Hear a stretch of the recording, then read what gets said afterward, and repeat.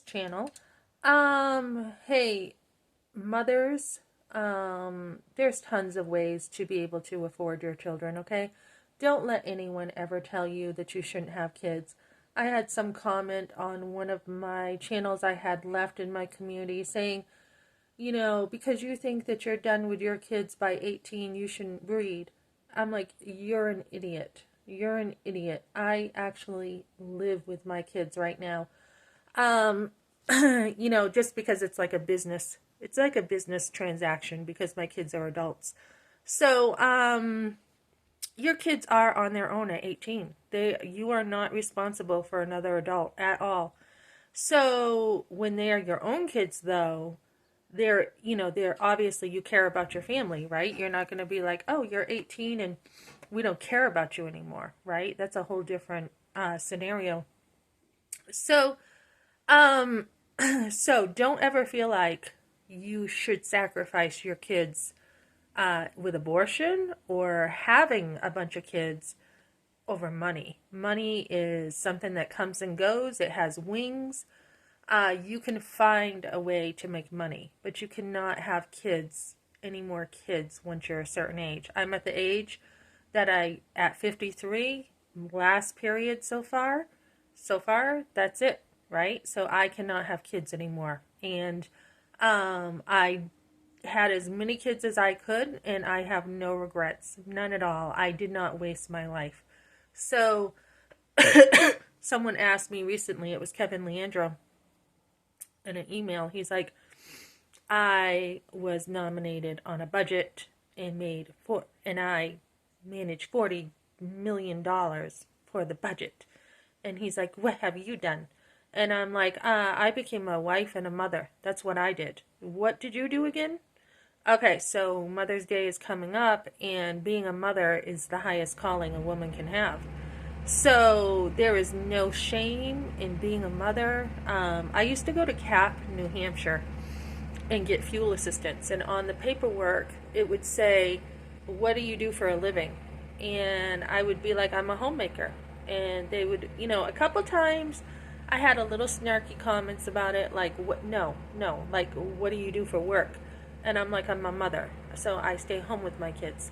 And I had to really kind of get creative with some of the wording to get the help because they were like, no, what do you do for work? And so we live in a society that expects women to work instead of expecting her to stay home and do the most important job ever, raising her kids, right? So, it's important to be home for your kids. I feel like it's important to have as much time as possible with your kids. And when they're little, obviously, most people can see that. They're young, they can't take care of themselves, they're very demanding. You have a lot to do. They are helpless. But when they're teenagers, there's also a lot to do. There's a lot of guidance, there's a lot of late night talks. That's when boys tend to be more sensitive. Coming in your room, talking to you, sitting on the edge of the bed. They need guidance. It's not, okay, you are in sixth grade and we're done with you. And then when they're older, too, they just need, like, just, a friend or just appreciate their mom and dad. So, parenthood is for your whole life. It's not like, oh, you're 18 and I'm totally done with you. And then when they have trouble in life, like one of mine who has one thing after another, you still want to be there. You want to show unconditional love. And you can have the boundaries there and say, I'm really not putting up with some of your behavior, but you can still show love to your kids all the way up. So, the point of this is find ways to be creative, again, with finding money. You just have to work at it and work at it every day. So today, before I go out and get some shoes, I need some good shoes for my work. When I work, it's hard work. It's not just a job that you're comfortable and you go in and you fool around and you do half, I'm not going to say it, but you don't do a very good job. You just, there's so many people in the workforce now who are on their phones all day long. they're not really giving their best when they work. So when I work, my phone's put away when I work. It's plugged in another room, and it's just 100% focused on my job. And it's hard work. It is hard labor. Fast food is, especially now we're picking up, it is crazy busy. Like not even a second to lean. There's no lean time. So as I am working and talk about, different ways on this channel to use resources, while you work, still use resources. Don't be like, oh, I'm working now, so I don't need to use resources. Still use them, because like I just had 3 sick days now that are going to affect my check. And so a couple weeks ago, I went over to a place that helps with your electric bill. And so the deal is pay $25 and we'll take care of the $400. They actually said don't pay your bill. Don't pay your electric bill until next month, because you'll be able to earn more money if you don't pay your bill. And a lot of people think, oh, just pay your bill. Just pay your bill on time. That doesn't always make sense. When you have a budget, it doesn't always make sense to pay your bills on time. I hate to say that, but that's what some people think. You are better off getting the resources and being like, okay, let me qualify for this program and let me wait on a bill. It won't affect your credit if you're working with the people and you're communicating. And then that will help us actually more. So they're like, okay, you're up to this amount of money, wait on the electric another month. That'll give you another $100. Pay $25 and we're going to take care of the rest. So you want the biggest, I've managed a whole household of 5 sons and on very little money, and I don't say that to put my husband down at all. I also worked, and then when we were in the house, we had a lot more money because I worked. We had a lot of money before we moved into the house, because we now had, we had me working and him, and we only had a trailer. So we had a lot of money to just take a break and have some fun. So don't feel like, when there were times that we didn't have money, don't feel like, you're condemned by people who say you can't pay your bills, because one, it's none of their damn business, and two, everyone has their own way of doing stuff. So if I want to wait on the electric bill, like before I had waited on the electric bill when my kids were little, and I said we're going to wait on the electric. My husband agreed, and we're going to put food on the table, right, and some needs first. And he always prioritize your bills. Be like, okay, these are the most important bills. These ones can wait if you don't have a lot of money. And some people think that anyone can pay their bills on time, right? They don't understand some people are really poor, especially when you have kids, when you have young kids. It doesn't mean you shouldn't have kids. It means that the bills need to wait because your kids are more valuable than some of the bills. So I told the electric company we'll pay them here. Somehow communication was dropped. Somebody goofed up and they shut our electricity off.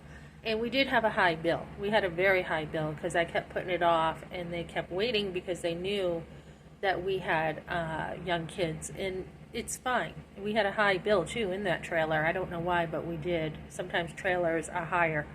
So don't be afraid to put off bills and make it work later. So this bill I put off, I think the last payment was January or February, and we haven't had any disconnect notices or anything, as long as you are communicating. So today I've got to call them, pay the $25, and they're going to transfer service to our new place, and we will have this shut off after we're done cleaning this place up and moving our stuff. We're moving in 7 days.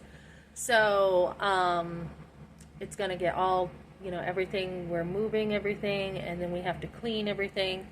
And we want to make sure we have the lights on while we do that. So, just communicate, because there are so many ways to do things that it's not a one box, one way of thinking. So, as a matter of fact, when I sat down with this person, she actually, because she works with so many people with the COPE program, of utility help, she saw things that I could not see. She actually called the electric company for me, and she talked to them, and she said, look, if we do this, we can do that, then we can do this, and we can do that. And so they know stuff. So lean on them. And that's something that I've always done. Raising my family, I've always leaned on. I was pretty independent with my family. I didn't allow others to run my life or run my family either. I have said no often, and sometimes people like my mother did not like the word no. I said, you could take them to Toys R Us, you can take them here, but I don't want them going over to your work. Her boss wasn't very nice to my kids. Don't really want them going there. You can take them here. Yes, you can go here, but I want them home at this time. Well, why can't I grandparent? What do you mean? I just said you could take the kids. You won't let me grandparent. This is what I heard all the time. And I'm like, I'm the mother. You're not. You had your turn. They can stay overnight, at this point, but over here, no. So my mother and I actually had issues in our relationship, and because those issues were not resolved, she would use her role as a grandmother to try to get what she wanted and pin my kids, pin like my whole family against me, right, in the name of grandparenting. So once I became a mother, I had a voice. I said, no, you're not coming into the labor room with me. Why not? Graham let Kim in the labor room. Because I don't want you to. That's why. Because it's private to me, and me and my husband want to have a birth alone without you being there. It was just a real manipulative kind of stuff. So don't feel like that you can't raise your family by yourself, but do have support around you. So a lot of times I would lean on the church, and I would lean on mentors, and I would be like, how do you do this and how do you do that, and do my kids really need a nap? Do they really need do they need this, do they need that? Finances, go and get the help that you need. So a lot of times when my kids were napping, I would say to my mother, you're not coming over during nap time. I really had to put my foot down with my mother, because she was extremely insistent, extremely pushy. And I would, she had no boundaries with me when I was growing up. A forced abortion is pretty serious. So even when I had kids, well, why can't I come over at this time? And I said, because my kids are napping. And so my mother really wanted to run my life, and because she couldn't, she went around town telling people all kinds of stories about me, and I had to stand up for myself with that too. And well, I'm going to the gym. I need to shower. I'm coming over to shower. No, you're not. You can go shower right at the gym. I really had to be kind of stubborn with my mother. And we want to do this with the kids. Or then when my brother had his daughter, oh, they let us do whatever we want as a grandparent, and you don't. So, you just have to have a backbone when you raise a family. You have to be like, look, you had your chance. You raised us how you wanted, or, you neglected us, or whatever you chose to do there. You had your chance to raise your kids, and this is our turn, and this is how we're going to do it, and the answer is no. Enjoy no. Take it like a vitamin. Enjoy. When other people say no to you too, take it like a vitamin, because no should bring resilience in your life. It should be like, okay, great, I can still be happy with a no. Don't feel like you have to have like everything your way, or you're not going to be happy. And I am a very happy person, always have been, happy-go-lucky, pretty easy to get along with, good-natured, and so you shouldn't have to feel like you can't say no to family. If you have a good relationship with family, your no is actually pretty healthy. It's just, this is why we do what we do. And if you can communicate and say, it's not just a no, there's a reason behind it. There's my husband and I have chosen this for our family, or that. So you want to be one with your husband. You want to be on one page. You don't want to let family interfere. They can support you. They can be,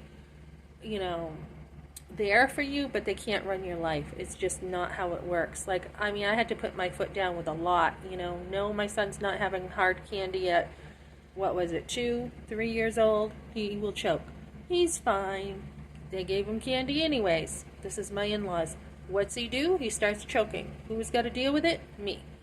Oh, he's fine swimming. You don't have to watch him every second. I watch my kids in the pool every single second. He's fine. What happens? He starts drowning. Who has to deal with it? Me. Jump in and help him. So, when you are a parent, you have a lot on your back. And when people come up at you and they're like, you're too protective as a mother, you're too strict, you're too this, you're too that, don't listen to it. Don't. Enjoy your motherhood. I totally enjoyed mine. Mother's Day is coming up, and I loved being a mother. Be greedy with being a mother. Be greedy. Take all the mothering that you want. Take all the time you want to enjoy your kids. Don't feel like you owe, anyone else time with your kids. They can enjoy you with your kids. They don't have to be like, oh, I just want to take the kids all the time. They should be encouraging your motherhood and building into you, as well as enjoying the kids on the side, but building you up.